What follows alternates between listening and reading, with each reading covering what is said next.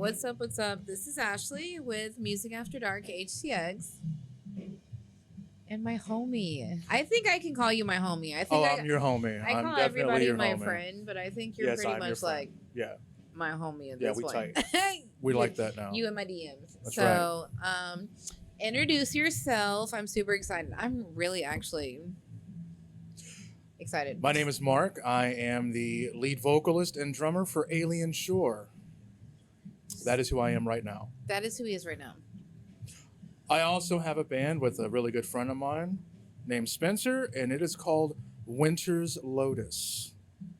I like that. Really? Yeah, we finally came up with a name for it. That's what the name I is? designed the logo and everything. When is that happening? Is this one of those breaking news things? Well, that I mean, it's kind of sort of breaking news, but we actually came up with a name for it.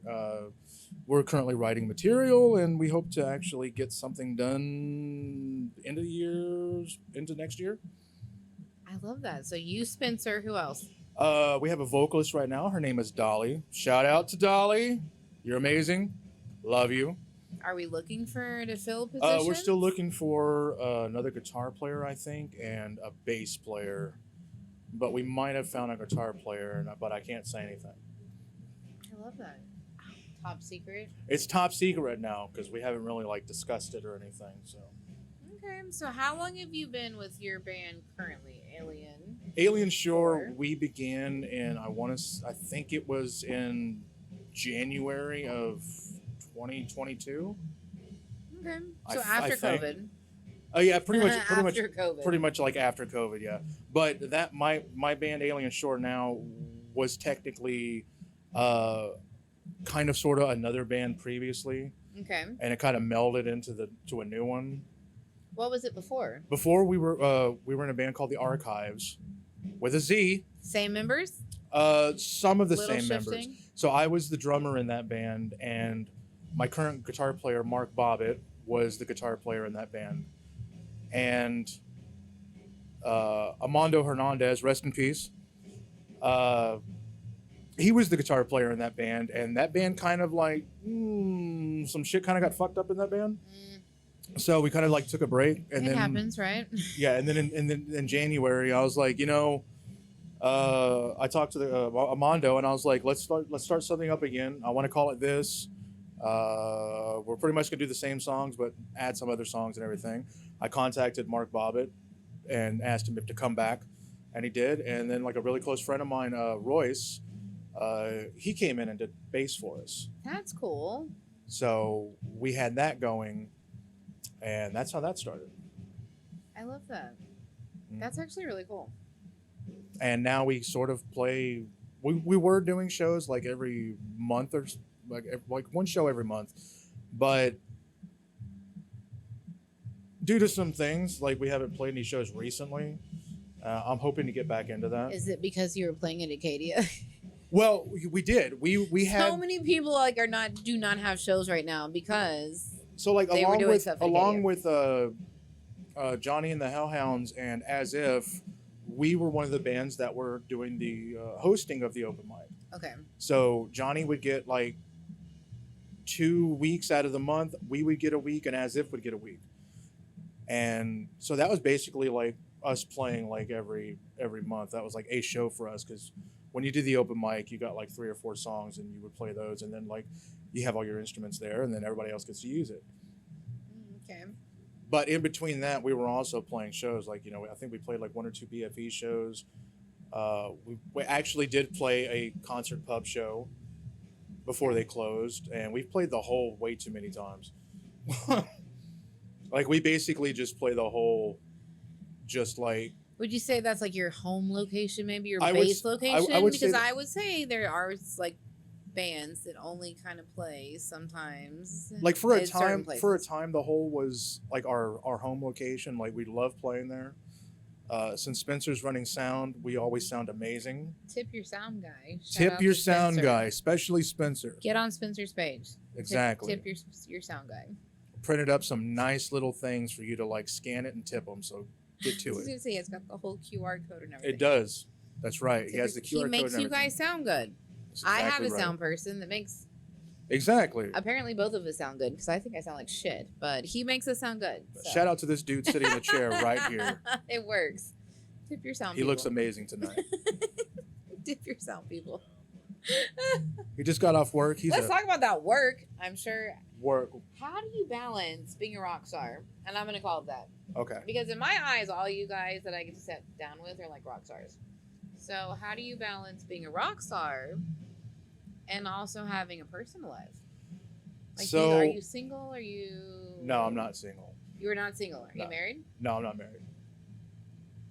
Dating someone? Just I have a dating? girlfriend. You have a girlfriend? I have a Okay. girlfriend. I have a girlfriend. Shout out to the girlfriend. I have a girlfriend. Is that weird? Like, does she come to shows? She comes to the shows. Okay. When I do the open mics and stuff, she comes to the open mics. Like every Thursday now, we go to the 19th hole open mic. Until recently, I wasn't playing. We were just literally just going there to like have dinner and chill and watch the bands and stuff like that. Hang out with Spencer and stuff like that. But I've met some people now to where every week it seems like now we're just playing a bunch of Metallica songs because at the 19th hole I cannot remember. I like Metallica though. So. I cannot remember for the life of me the house band. I really wish. Shout out to you guys. I'm sorry. I apologize. Because we also brought this up during the roundtable. So yeah, because you are the house band, please DM me. Yeah, so we can give you credit. They play like really awesome like blues stuff and like some old school rock stuff, and it's like really amazing. Because that's one of the cool things. If you're a independent artist or solo artist, you can show up at 19th hole and they have a house band. Exactly, they have a house band, so you can rock out. And you can rock out.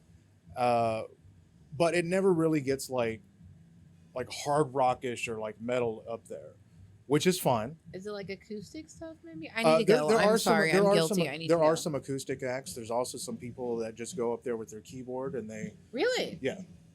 Really? There's Amanda. Amanda's really awesome. You're awesome, Amanda. Cara does it too. They go up there with their keyboard and they both write. That's cool. Amanda I think mostly she plays like covers, and her covers are really like awesome and low key and everything. And Cara, she like writes her own material. She goes up there with her keyboard, just plays everything. It's phenomenal. And that's actually really cool. So we basically I hooked up with this guy named Daniel. He's a young guy. He's 25, I think. And he really loves Metallica, and I really love Metallica. Didn't work. So he just keeps asking me like, "Can you play this song?" I'm like, "Yes." Well, can you play this song? Yeah. Can you play this song? Yes. And we're jokingly calling our band Pancakes. Okay. Because there's a Cliff Burton story. I have to explain this. Where during the song Master of Puppets, James screams out, "Fix me." And Scotty in from Anthrax asked Cliff, like, what is James saying during that part? And Cliff was like, oh, he's saying pancakes. So I was like, you know what? We should call this like little thing we're doing right now Pancakes. You should sell pancakes at your show. We should. We should totally do that. We should sell pancakes. They have vendors. You could totally have like a whole pancake vendor. That'd be great. Make pancakes and that'll be our merch. Let's talk about merch. Do you guys have merch? We have. Do you believe in merch? I do believe in merch. Okay. We have t-shirts right now and stickers. We give our stickers away. We don't sell our stickers. So we give our stickers away, we give our stickers away. And we have t-shirts. Our first batch of t-shirts we had, they completely sold out, which is always good. That's a good thing. And we ordered a second batch, but since we ordered that second batch, we haven't really played any shows. So we haven't actually been able to go out there and like promote it. So you have merch, but only at shows. Like you guys don't have like a website or like a whole. So we have a website, but our website redirects to our Facebook page. So we are not selling anything on Facebook Marketplace. No, we're not selling anything on Facebook Marketplace because that's lame. Not looking for that sponsorship. No. I think local bands selling their merch on Facebook Marketplace is kind of. I don't know if anybody is. I'm just trying to think of maybe places you could sell merch. It's a little lame to me. I mean, if anybody's successful at it, please keep doing it. Do you? I think it's kind of lame. I think Do you wear your merch? So I don't. When you're at a show. No, I don't wear my shirts. Okay. But I have one shirt for me, and I usually just come up here and wear it. I cut the sleeves off of it so I can just jam out and That's be funny. I cut a cool. lot of my shirts too. Exactly. Like I don't want to. I don't want to promote my own band by wearing my own shirt on stage. I don't want to be that guy. Do you think it's douchey? Because there is not a right or wrong answer. I don't think it's douchey. Some people are like, if you it's- won't wear it, nobody else will. And some people are like, do you see Ozzy wearing an Ozzy shirt while he's rocking on stage? You know what I mean? Like, Yeah, I don't think it's douchey, and I don't think it's wrong. I just don't do it myself because I don't want to be that guy. okay. I mean, if you're in a band like Metallica and you're Jason Newsted and you're wearing Metallica shirts on stage, that's fine because that's a fucking worldwide successful band. But when you're local and you're wearing your own T-shirt on stage, I'm kind of like, unless you're Dire Infernum, you can do that, guys. Oh, is that your crush? Is that your band crush? Is there a story behind that? No, No. I'm just giving them shit. That's what I do. I give a lot of the people around here shit. I love it. I talk way too much shit to everybody. I need to stop. You know, you get guys calling me an asshole. So it's you know, okay. but no. Since being up here at this studio, I've met lots of cool bands. I mean, I'd run into them at different shows and whatnot, and I'm a fan of them. But it's different here. It's different here because This place is a whole fucking vibe. Like, shout out to the Yeah, music, the a band- background music. There's a that you band hear right is across from literally us. right that- across yeah, from us. they're having practice and they sound good. They do I sound cannot. good. I don't remember their name, but they sound good. All I can hear is the drums. So I fell in love with this place literally the first time. I did not know places like this existed. Like, I don't know where I thought you guys were. Maybe studio, like, not something like this. most people think that all bands like rehearse in the garage or at somebody's house. Yeah. Or you're paying for like a Or like you're paying really like techie, high techie place. Yeah. So I mean, I think there's 3 Franciscos, and this is I think I guess you would call it the middle one. Oh, Maybe. Where's another one? Well, there's one downtown, and then there's another one somewhere else. I think I don't know where they are, but I think this one's the best, just because this is the only one I've been to. And I love our room. I love all the bands that are here. Like all the bands that I love, they all practice here. Dude, you bump into everybody here. Exactly. Like everybody. You know, I can, on days when they're not really too busy, like I can go down to Dire Infernum's room and they'll let me sit in on drums and we'll just jam. We filmed a couple podcasts in Bad Trip's room. Yeah. You know, So- me and Justin, we'll throw down Metallica. He'll like throw Metallica songs at me and be like, can you play this? Can you play this? I'm like, yes. I love it. Die hard Metallica fan. I am a diehard Metallica fan. I love that. That was one of the first heavy bands I got into. It was Metallica, Striper, and That like brings back so many and memories. Dokken. Oh my god, from my high school years. I'll tell you about it off camera. Oh my god. Love Metallica. Love it. Love it. So, my friend. yes. I kind of have been like joking off camera and stuff with you about this whole like, I really think it's actually this whole adopt a younger person program or I don't mentoring think it's a program. bad idea. I think there's younger people in the scene right now. Garbage Girlfriend for sure. Sons Mhm. of Honey. That where can they play at? And they're really big on like networking, Mhm. right? And there's you. Spencer has a lot of knowledge. I think there's a lot of people in the music scene. Nick, if you have the time, that could be like, maybe take some of these people under y'all's wings and be like, hey, don't do this. Yeah, 'cause, exactly. But they also like the thing with younger bands, and I love younger bands. I absolutely do. But there's also, and you have to have this in the music scene. When you're a younger band, you have to have that I know everything arrogance. You have to have it. Do you have to have it? You literally have to have it. Because if you don't have it, you're just going to walk into every mistake you can possibly make, and it's going to make you not want to continue.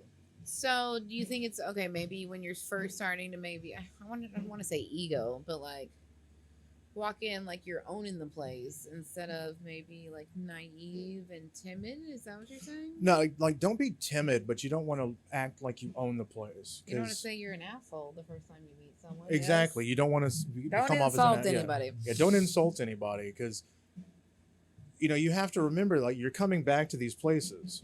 So if you treat everybody like you're big shit, they're gonna laugh at you, and then you're not gonna have a place to play. Well, I'm sure there's like there's got to be some sort of a learning curve too, right? If you are going from playing in your room or with your friends to Mhm. actually going to an open mic and then coming up with a band. Exactly. I think it's good for any band their first 1 to 5 gigs to fail miserably. Like everything that can go wrong will go wrong. Okay. I think you really need that. I do. So you learn. Exactly. Like, the first gig I ever played, like I dropped a stick a couple of times. I stupidly did way too much cocaine before I went on stage. Our 35-minute set was like 22 minutes because I was so fucking like, And you're the drummer. and I'm the homie. drummer. Right. I would say that's kind of like the backbone of the band. Yeah, like the right? drums. Like, Yeah, the you drums guys are and the pretty fucking yeah, important. the drums and the bass are pretty much the backbone of the band. More so the drums because the drums is controlling the tempo. If that's not mathing, then So- we have a problem. That first gig, like we had a song that was like 7 minutes and 6 seconds long, which if you math, that's 666. So Dude, I will It not was- even let it was- someone give me change that isn't that amount. I cannot believe I didn't you write the just song. fucking it said wasn't that. my song. Bleep out the fuck. There's your bleep right there. So like, this song was supposed to be 7 minutes and 6 seconds, and I think it clocked in at like 4 minutes and 40 seconds. That's how fast I played it. Is it nerves? Do you get nervous when you play a show? Not anymore. I used to. Is it because like you could just do it in your sleep? Do you think? You No, just know it I that no, well? I was nervous before I started doing lead vocals. I would get nervous because I was just back there doing drums and the occasional backing vocals. And I was just always nervous the first song or two, but since I actually had to take over doing lead vocals, I guess it cured me of that because Really? now like I'm so used to like I kind of think of it as like everyone's not looking at me, but everyone's like trying to find out where the vocals are coming from for the first song or two. Okay. So I just kind of pretend I'm invisible. Okay. So I don't really like get nervous anymore. But I used to be really bad. Like I would have to like take a drink or two before like I got on stage, and afterwards I'd have to take another one just because like Nerves, the adrenaline right? was like, Just- "Ugh," it's just a roller coaster. Oh, I bet it is probably, huh? Mhm. Damn. Yeah, I bet it is. That's crazy. So what else, homie? You have a show coming up. We have something coming up in October. He won't tell me. I keep trying to trick him. I'm trying to trip him up to see if he'll like spill it. But It's between October 10th and October 12th. Swear to God. That's when we're gonna play that show. So what's your dream venue? Do you have a dream venue? My dream venue closed down. I loved playing Engine Room. Oh, I even know. absolutely loved playing the Engine Room. Where was that at? Oh, I don't even remember where it was, but I loved playing there. Good sound. Just It was just the vibe. vibe. Like you could tell anybody in Houston, oh, we're going to play Engine Room, and it was like, yo, we're gonna go play the Engine Room. That's awesome. Where is that? Get in my DMs. I'm gonna have We're to, gonna like, we're gonna Google find this out place. where the Engine Room used to be. Okay, so venues that are open. Venues that are open. I still love playing BFE. Is there anywhere though that you haven't played that you would? I like have to never play? played Scout. I've never played White Swan. Really? I've never played. Because there's more open mic nights than just 19th hole. There are, but they don't advertise themselves properly. Because I don't know where any are. A lot of these places, they think that just being able, like putting up, we have an open mic on their Facebook, is going to get people to show up to their open mic, and it's not. What do you need to get people to show up to an open mic? You need to actually like reach out to some, like either bands or acoustic acts or other people who do open mics, and get them to come out and check out your vibe and check out your setup and everything. And if they like it, they'll tell other musicians and other bands like, "Hey, this open mic is awesome," and then you'll have more people showing up. And the more people that show up, the more people they'll tell, and blah blah blah. And there it goes. So you should not depend just on like social media. No, social media it's a tool to help you promote. It's not. It shouldn't be your entire promotion. You know, another good way to actually promote is to go out to other shows. Do you go out to other shows? I try to go out to other shows. I'm really bad about going out to other shows. And We're it's old. not, it's not, I mean, it's that plus it's the fact that like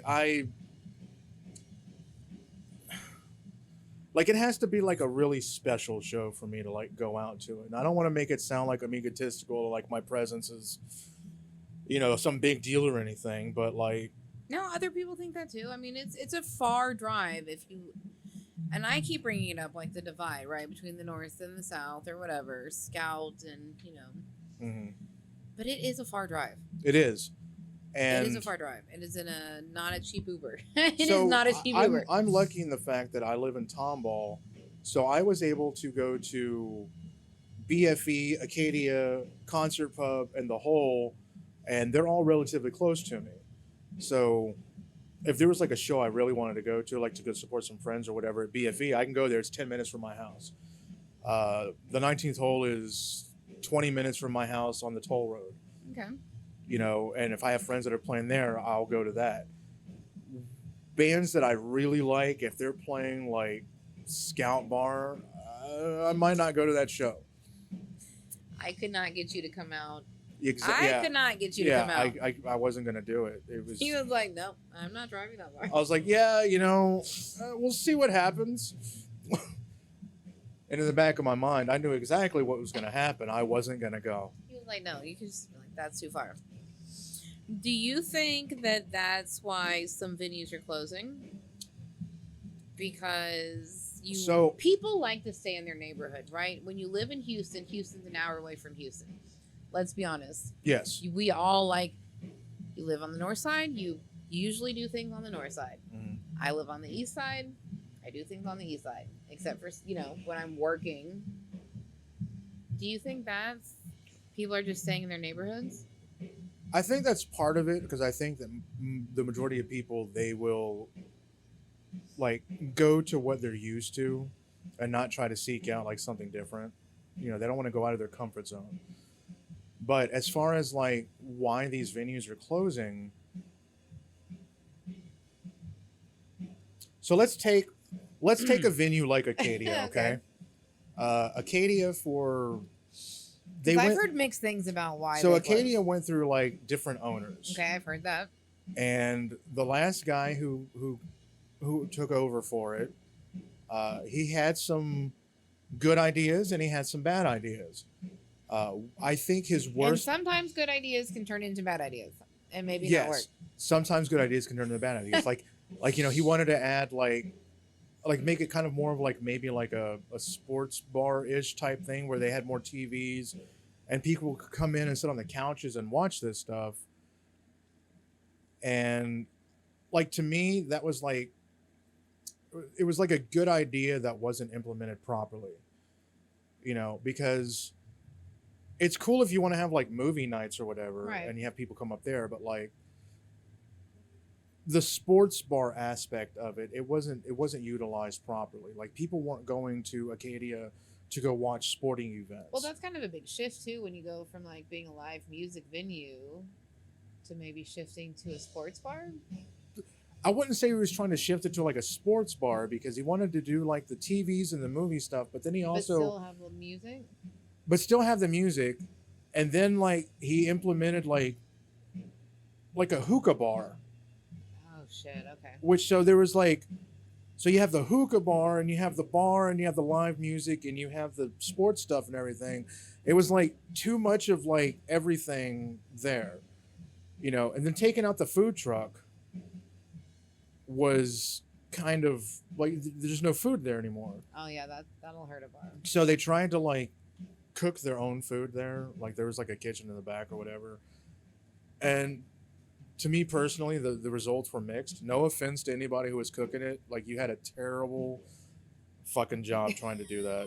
Like you guys were bartenders and wait staff. Y'all shouldn't have been trying to fucking cook food. You know, this isn't McDonald's. Yeah, it was okay.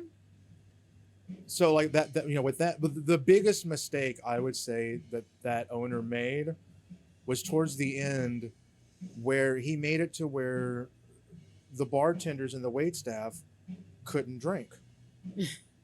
So there literally goes half of your alcohol sales. Because what happens like whenever you have regulars that come in there, they're always doing shots and taking drinks with the bar staff. But yeah, they do.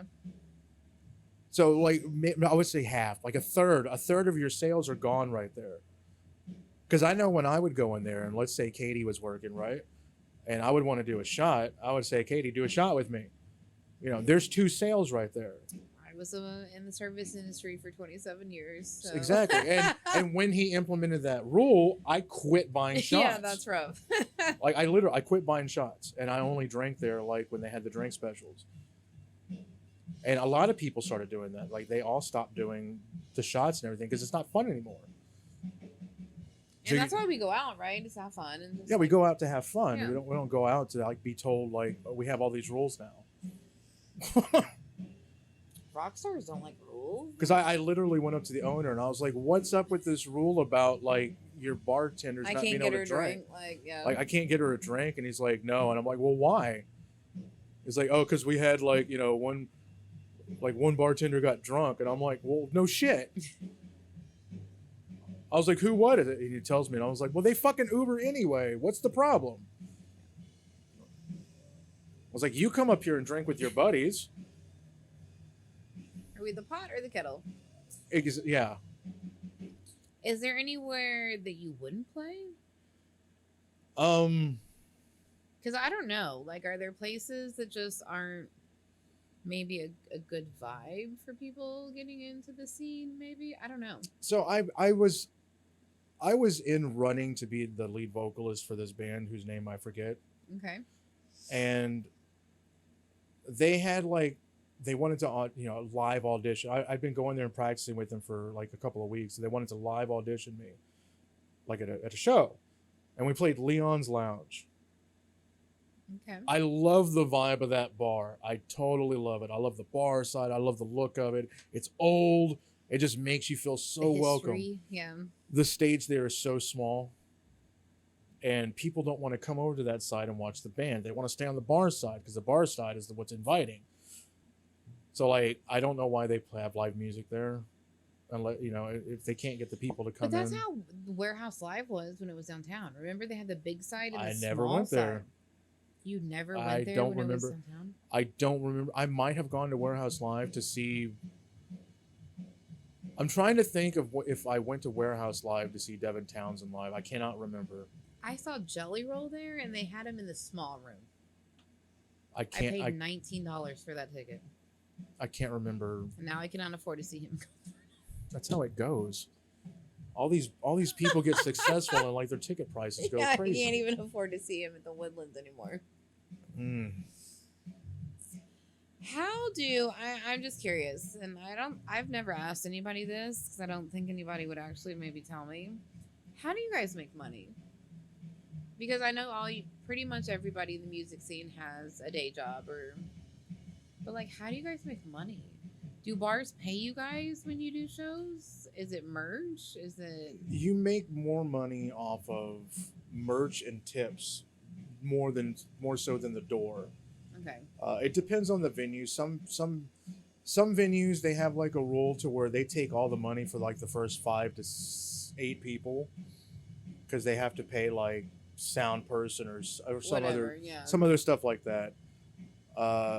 The 19th hole, they actually have like a really good system when it comes to paying the bands.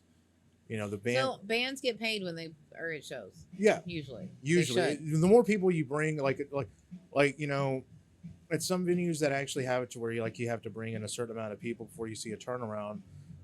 You're not going to make as much as you were at other venues where they give you the majority of the ticket. Okay. You know, because like at the 19th hole, we get 80% of the ticket sales. Okay.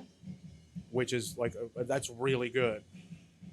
You know, because other bands or other venues they take 50, 60% or whatever. I'm not a huge. I refuse to do pay for play. Okay. You know, I won't sell tickets. To me, that's paying to play. Okay. Like if I have to sell this many tickets to play, I'm doing all the work. Give me all the money. So I just learned that like promoters is like a whole real thing. Yeah. Do you have to use a promoter to get booked at certain places? Have you used? Is that like so that a for real thing? It is a for real thing. There's promoters and there's bookers. Okay. So, and they can be the same person as well. But Okay. a promoter is supposed to be literally someone who like goes out and like promotes your band, and Where just like on social media? social. Well, back in the old days, they would Like go to different street clubs and teams, everything, be yeah. like, "I have this band," and they would try to book it. So your promoter would be your booker. But now you have people who don't do any promotion and all they do is book. So they just like what call clubs and Well, you have venues? people that like work for the club, and they book the bands. Like, you know, bands contact them, or they just look for other bands, and say, "Oh, I need slots for this night and this night. Do you want to play it?" And blah blah blah blah blah. But they don't do any promotion on the show. They expect all the bands to do the promotion. So they're basically just booking. So whose job should it be? Both the band and the venue?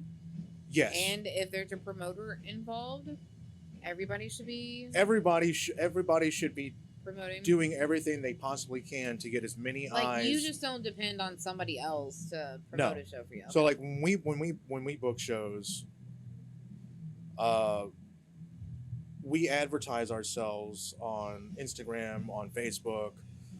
Sometimes we'll print up flyers and go put them at the club. So you still do that? You still Yeah. print out flyers and all that? yeah, I have a flyer over That's there. so I have old a school. flyer I over love there. it. You can have it. I love it. I love it. So yeah, we still do that, and you want to get as many eyes on what you're selling as you possibly can. And I don't understand sometimes why venues and bookers and promoters or whatever, they don't want to bring more people. Because like honestly, you know, if we're talking about money here, the more people you have in there, the more money everybody makes. Right? Because like ticket sales, obviously, bar sales, right? Because they're Exactly. probably going to be. And if you're a venue that has food, people at some point would like to eat. But the problem is that you have like bookers or everything where they're happy just taking their booking fee and fucking off. Okay. You know, to where they don't want to put any other kind of effort into it. They just want to like, you know, write the bands on the calendar. Okay, So- I did my job. Do you think you need a promoter to get into places or no? Because I've heard that like sometimes I don't really think if a band is calling a place and they're like, oh no, but then all of a sudden a promoter can get them. Like, have you ever run into that where you Yes. yourself? Okay. Yeah. So it was like that at it was like that actually at Concert Pub. Like we tried to actually get into Concert Pub for 8 months. And it took me going there and going to the open mic and like getting to know the wait staff, the bartenders, all the people that were Make there. friends with your bar staff. It took all of that Make friends with your time bar staff. for me to finally just be like, you know, hey, can I book a show here? And they're like, oh yeah, sure. So I had to like put in that kind of time and effort Wow. just to be able to, you know, play there. Do you think that's kind of like a racket? You think they're like? Do you think promoters take advantage of bands? I think some promoters do take advantage of bands. I think some of them don't. I think they genuinely like the music scene and they want to see it grow. I think others just see it as a way to make money. so they don't really care about who they're doing it. So there's a booker promoter guy. You look very nervous about what No, you're I'm about not to say right now. nervous. Okay. I just have to watch What you what say? I say, because there's a lot of people who know my opinion on this guy. He's a notorious fucking booker promoter, dude. For some reason, I have a feeling. When know I who you're had my talking about. band back in 2010, called Failed to Reason, we played 3 shows for this guy. You know, the first show, he was like, "Oh, you know, I didn't say I was going to pay you guys. You know, this was like for the experience and the, what do they call it? Just to get your name out there." And we were like, Just have to have your name on some promotional like, yeah, material. okay, sure. And I told everybody in the band, I was like, I don't want to fucking play a show for this guy again. So then they booked another show. And I was like, you know, I don't want to do this. And they're like, well, no. He said he's going to pay us, right? So we go play that show. And he's like, you know, I didn't really make any money tonight. So I'll make it up to you on the next night. And I was like, fuck this guy. So then they book another show with this guy. And it's like a Halloween show. So this place like had a shit ton of people, right? He took the money and fucking left.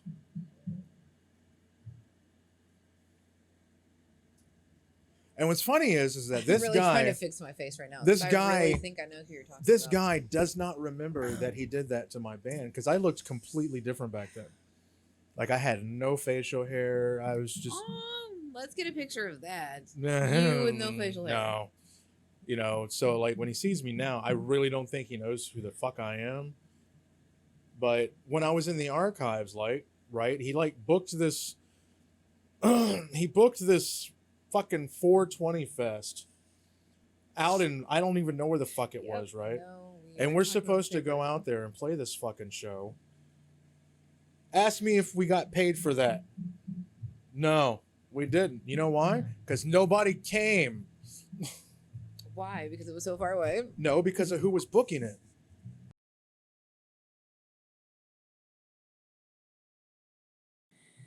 Oh my gosh. Okay. So, what am I talking about? So funny. I have so many questions. Stop. We're going to have to edit so much of this out. I warned you. I literally warned both of Oh my you. god, you did. You did. Jesus Christ. Where I said I'm going to say some shit. I don't regret a single word. Oh, I love it. I love it. I love it. So the thing is that probably a lot of the bands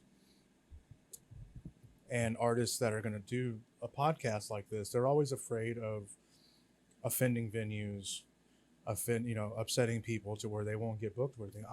I don't give a shit. For sure. Like I personally, I don't care.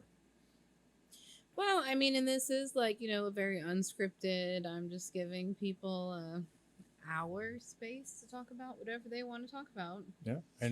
But I also see that there is like some weird great divide within the music scene. And I am not technically in the music scene. Like I see it from the outside. I see people show up for shows and then leave. And I'm like, why would you not? Yeah, that in that sense, there is a divide there to where fans of one band, they'll only show up for that one band and they won't stick around or like watch the other ones. It's really, I think it's kind of an issue at BFE, which is not BFE's fault at all. It's not any of the venues' fault. It's the fan base of the different bands. Because they're not telling their fan base, hey, stick around for this band or whatever. They're always, everyone who advertises like their bookings of shows they're going to play, they're always like, hey, we're going to go play Rise, and we're going to go play, we go on at 9:00.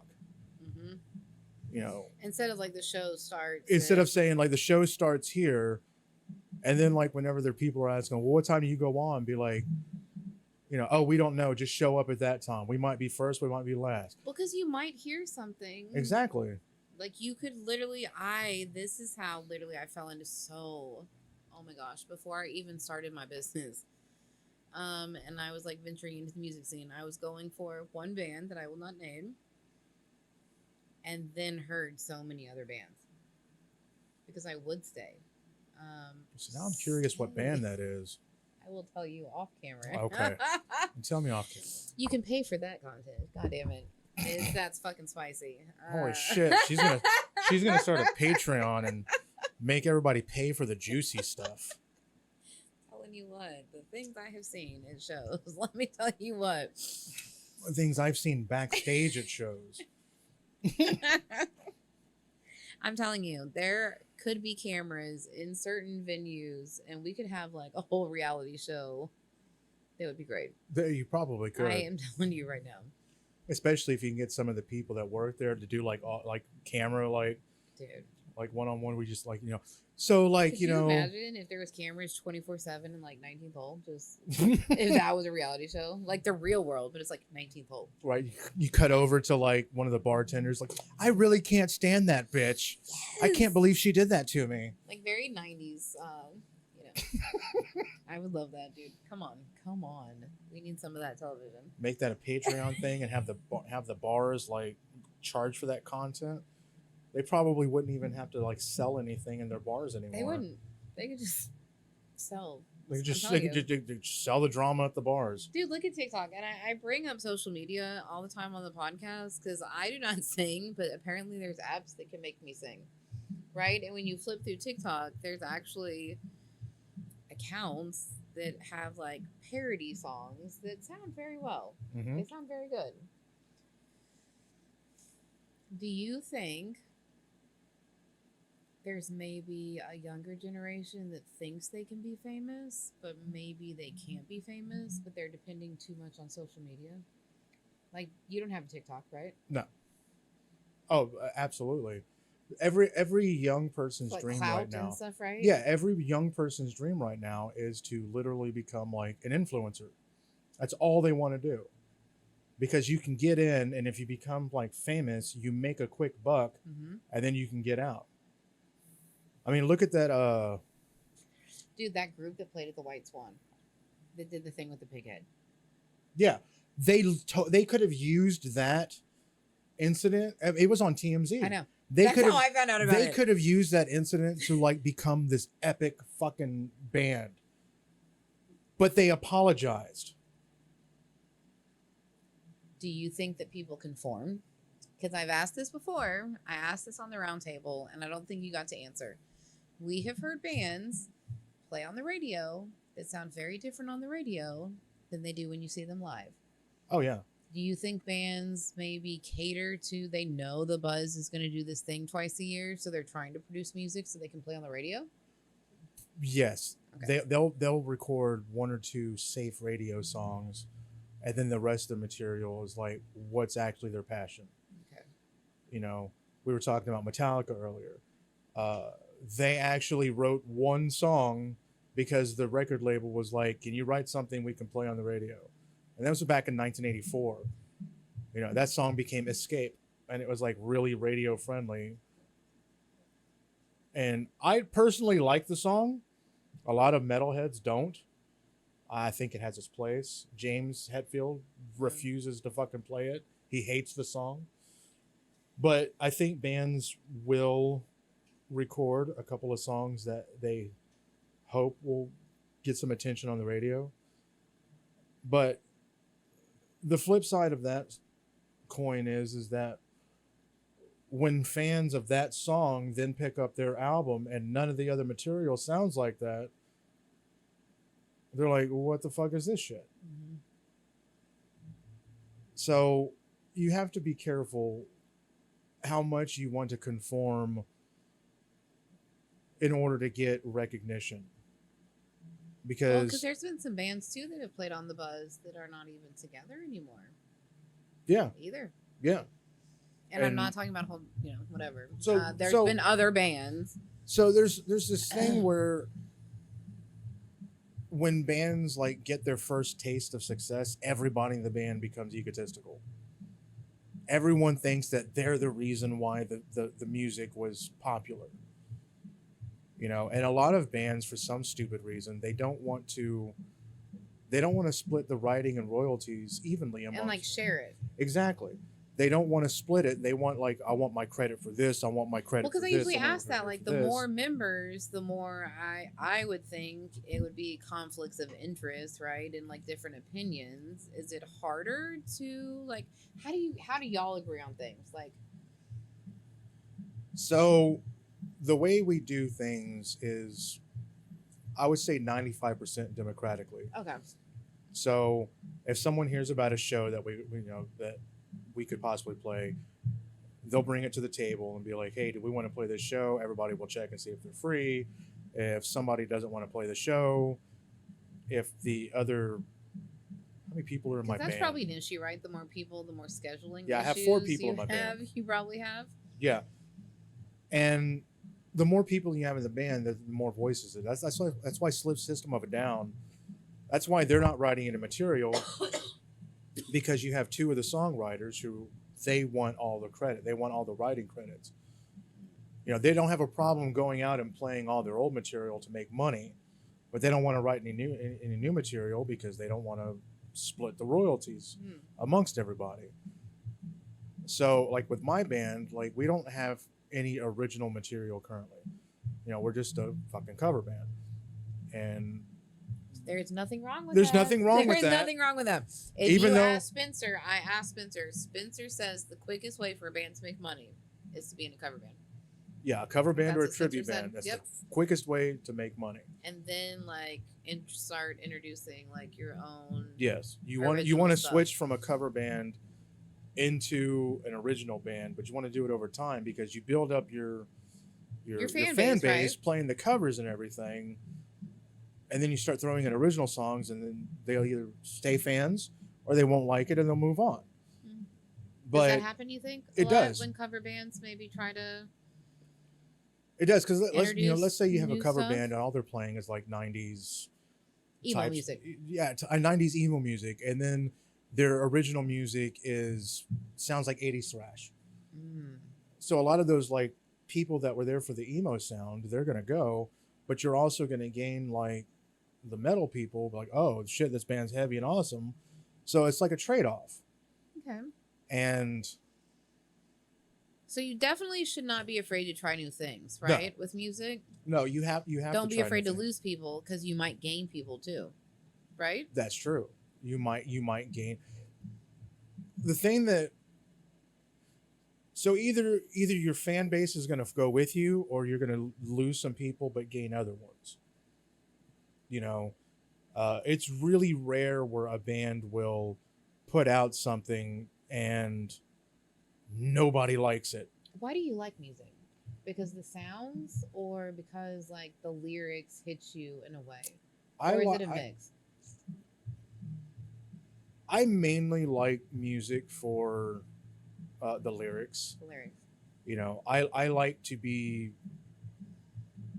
I like for lyrics and the way that they're presented to me to evoke some sort of emotional response. Like I want to feel my music. If I don't feel my music, then I don't like it. But I've also had it to where like somebody can write some really amazing like lyrics, but I hate their voice. And I won't listen to that music because I can't stand the voice. Do you write music? I do write You music. write music. So do you write it with the sound already kind of like what you want it to sound like, or do you have like the idea of the sound and then you try to come up with the words? How does it work? I write the way I write is I will write just some kind of like rhythms or melodies, and I will, with my very very limited guitar and bass skills, try to compose some sort of song that I can give to somebody else later and be like, here, make this work. Like, so if I write a guitar riff, it's very basic, and I'll tell someone else like, can you make this riff better? This is what I want it to sound like, and be like, oh yeah, sure. The last thing I do is write lyrics because I have to have the foundation of like the drums and the bass and the guitars. I have to have all that there before I start thinking about melodies and harmonies and stuff like that. So what I want is I want all that there before I start sitting here and going, okay, here's all the music. Now, what vocally can be added to this to make this tapestry complete? And then I will come up with melodies and harmonies, and I'll basically just sit there and like hum them out until they fit, and then I'll write lyrics that fit what I just created. That's very cool.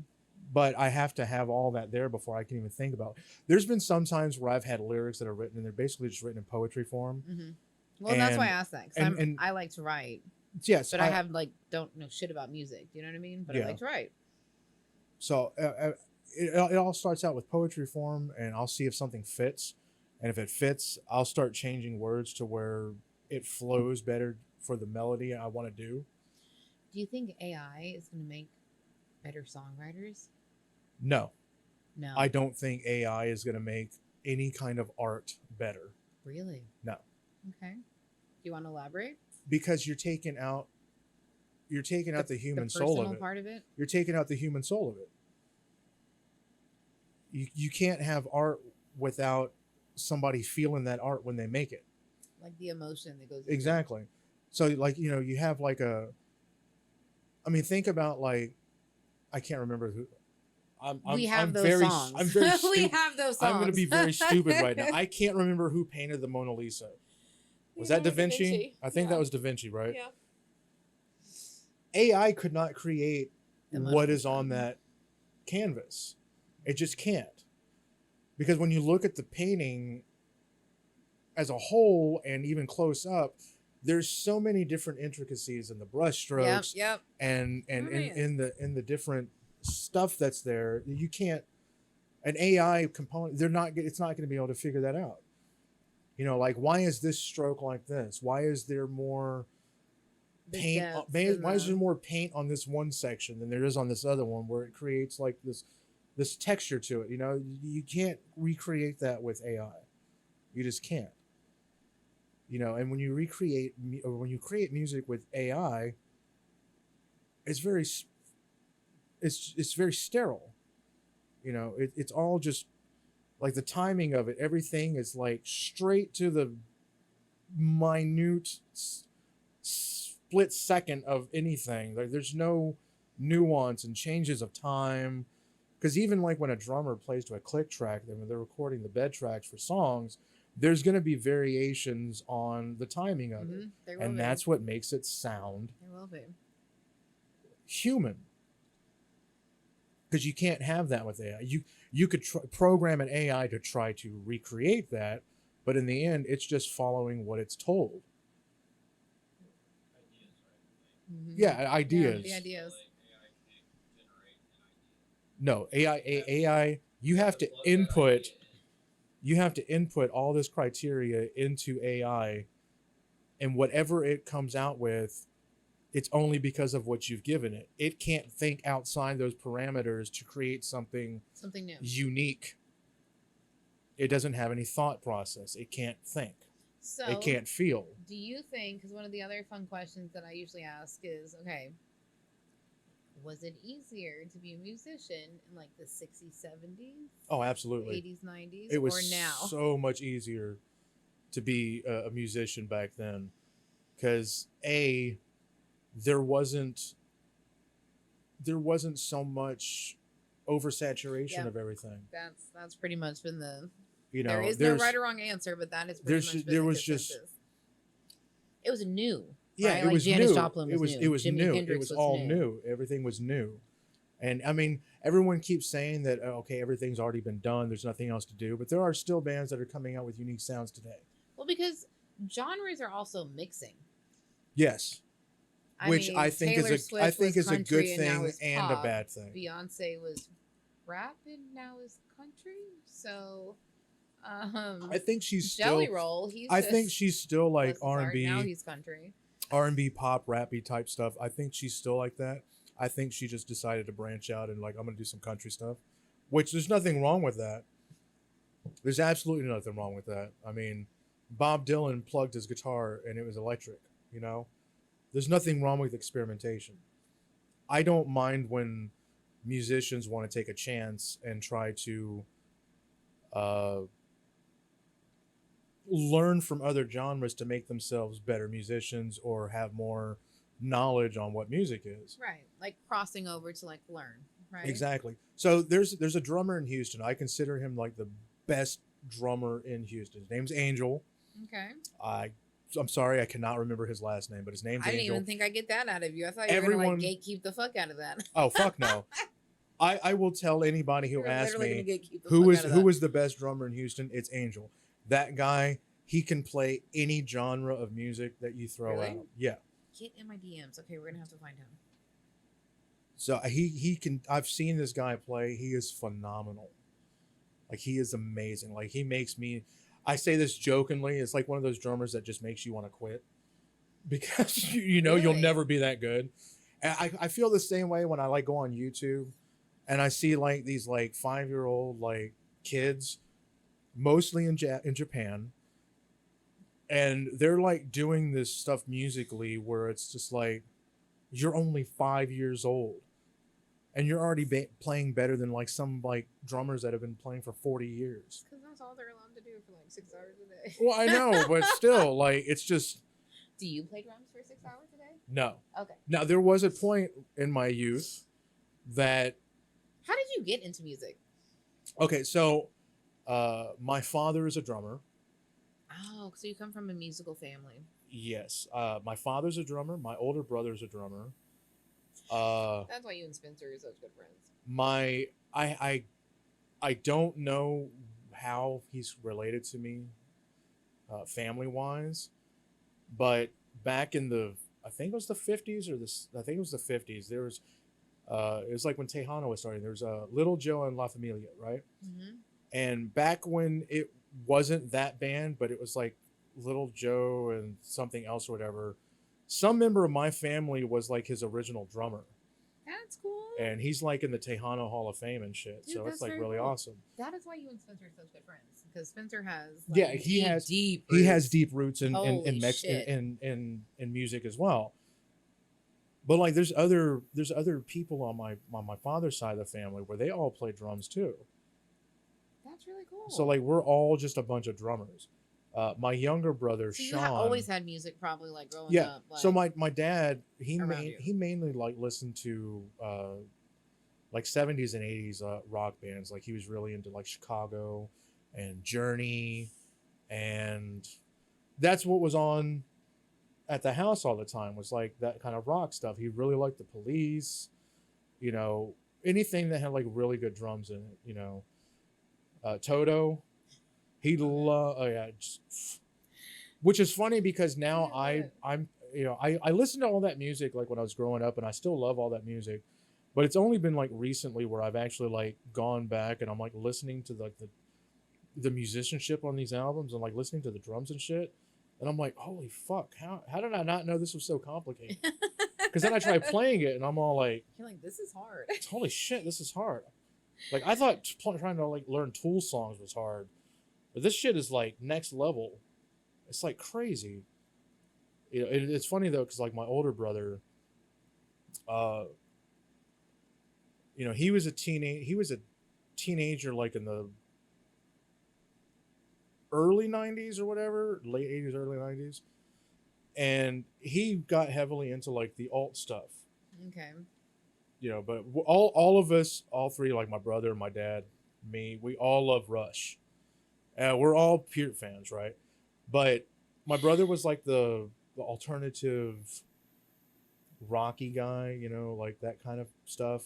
And my dad was like the older kind of like rock music and everything. And I was the guy that was listening to like Cannibal Corpse and like learning Metallica songs and Megadeth. And You were rebelling. yeah, I was rebelling, you know. You were rebelling hard. Like I'm the only one out of us three that can actually use like double bass. Really? So I mean, like we all have our strengths. Like my dad's, he grew up in school, so he like learned how to play the drums the right way, Okay. apparently. So he can do all that like kind of scrap, right? I can't do it. I don't know the names for any of that stuff. I literally 13 years old, I was like, I'm gonna go play the drums in the garage. I put on Metallica's From the Bell Tolls because I'd heard it so much, and I literally just played along with it. Like I knew how to play the drums when I sat down. like it was in just your there. Jeans, dude. It was just like in your jeans. It Oh was my just gosh, there, that's and I was perfect. like, oh, okay, I can play the drums. So like from 13 until like 20 something, like I was playing like 5 or 6 hours almost daily. You know, moved to Houston. I'm in the summer heat. It's like 120 degrees in Wait, the moved to garage. Houston. Where are you from? I am from Temple, Texas. Did I not know this about you? Mm-mm, Have we talked about this I before? don't think so. Why? Are you really? I'm from Temple, Texas. You're from the fucking 254. Yeah. Are you kidding me? Well, when I was there, it wasn't 254. What was it? It was 817. Really? Look at you. Yeah. Then Fucking Temple. That's where all my people are from. then Dallas, I think, took 817, Mm-hmm. and they got stuck with 254. Yeah. Yeah. Yeah. When I was there, And it then was, part of land passes Yeah. is like 254 and the 512, which feeds into Austin. OMG. I did not Yeah. know that about you. Mhm. That is like where all my people are from. Yeah, I was My born in dad Temple, lives. Texas. My dad lives in Harker Heights. I was born at Scott and White in Temple, Texas. My mom's best friend, she lived out in Harker Heights for a while. They all lived in I Killeen. know this about you. My dad's best friend lived out in Heidenhammer. We would go there almost every weekend. My grandma still lives in Kempner, Texas. My dad lives in Harker Heights. Harker Heights. Harker Heights. Yeah. Army brat. It's been there since '79. Holy! I did not know any of that about you. Yeah, I lived in Temple from when I was born in '79 until I think I was 11. We moved to San Antonio for a year. Well, I mean, it was Converse, Texas, but we moved basically to San Antonio for a year, and then I spent 4 years in San Marcos, Texas. That's where I went to. That's where I went to 7th and 8th grade, and my 2 freshman years. That's funny. That's where he went to college. That's where he went to college at. That's so funny. SWTS, whatever. Well, when I was there, it was just SWT. SWTSU was just Southwest Texas State University. Fucking crazy. I had no idea. Because I am not a Houstonian and I don't like broadcast. Oh, I'm not either. I don't broadcast that because I No. get like judged. No, I'm not a Houstonian. I mean, I've lived here since '96, so I've way spent longer than me, I've so spent the majority of my life in Houston, but I don't consider You don't myself. have the accent though, so you're not a Houstonian. No, when I was a kid, I had the Central Texas accent. That's a whole thing. That is a I whole had- thing I that had- people don't understand. I had That's a real thing. I had the Central Texas accent. I spent many years getting rid of it. It only comes out now when I'm mad. Stop. I have so many stories about this that we cannot talk about on camera. Oh my god. Oh my god. Holy shit. No, that is super funny. Mine comes out whenever. That's when mine comes out. Oh my goodness. How funny. I did not know that about you. She didn't know I was from Temple, Texas. I did not. That's fucking crazy. That is so crazy. Yeah. My How dad. the fuck did you end up down here? So when I was living in Temple, Texas, my stepfather, he was working with Diamond Shamrock, Okay. right? And he got a job It's offering. like a gas in- station. They don't have here. Yeah, They he don't got- have here in Houston. He got a job offering in Converse for more money, so we moved to Converse. We lived there for a year.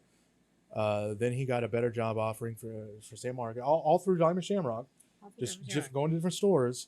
So I think there is still a Diamond Shamrock in Copperscove, Texas, actually. it's probably the one he worked at or he managed, yeah. So then we moved to San Marcos, and he was managing the one that was right off of I can't remember if that's 35 or 36. 35. Yeah. Like the main road that turns into San Marcos, there was like a Diamond Shamrock right there. A little bit down the road, that was where the porn store was. Don't ask me how I know that. So then he like quit doing that, and he went to work for a drafting thing where he was drafting septic tanks, Okay. and he was doing that. And then in '96, his brother is an architect, and he offered him a job to come work for him in Houston. So we moved here, Holy cow. and I fucking hated it. I absolutely fucking hated it. I literally spent like 2 years in my bedroom smoking, playing Super Nintendo, watching a TV that had to be on for like 12 hours before it like went from green to actual color. It's all I Big did for like difference. 2 years. Big difference. Yeah. Temple. Yeah. Holy shit. Yeah. Because like where we moved, it was off of like When I first moved here, I would leave my windows down and my doors unlocked. yeah. Bless your heart. Yeah. Yeah. So Yeah. like when we moved here, where I lived at, it was off of like Gulf Bank and North Houston, Rosslyn, and there was literally nothing fucking there.